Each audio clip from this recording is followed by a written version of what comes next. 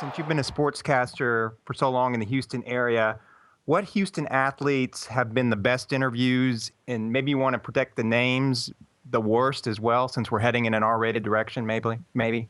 Oh, no. I don't. To me, there were no worse. A lot of people would say, oh, Moses was the worst. I love Moses. Moses got me.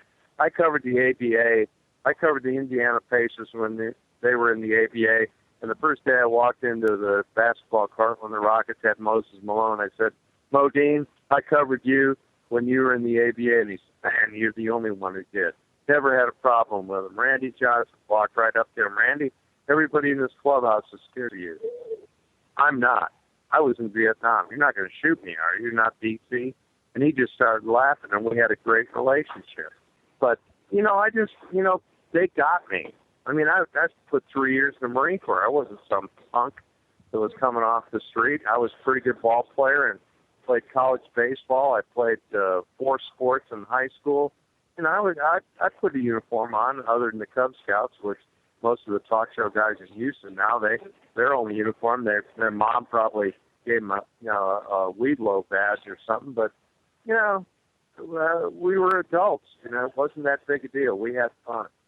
But I will say, in getting back to your original question, the all-time best was Charles Barkley. We had a lot of fun. Barkley got it. Do you have some good Barkley stories in those interviews? Oh, Barkley would go into a bar and say, the drinks are on Roberts for 500 people. It was like a cowboy movie.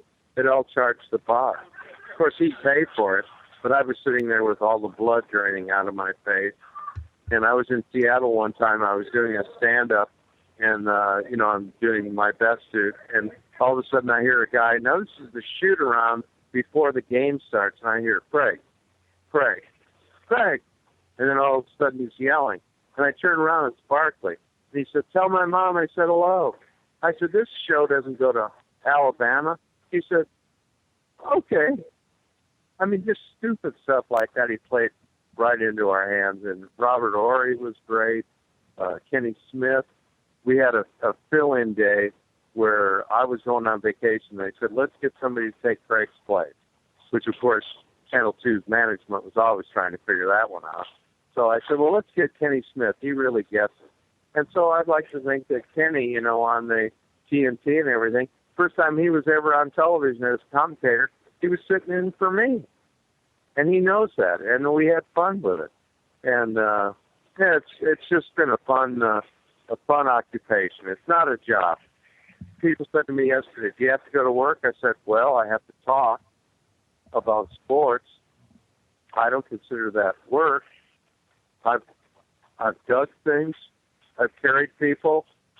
I've done some hard work, and that's work. But doing what we do, that's not work. That's what we do if we weren't work. You're listening to Houston Sports Talk.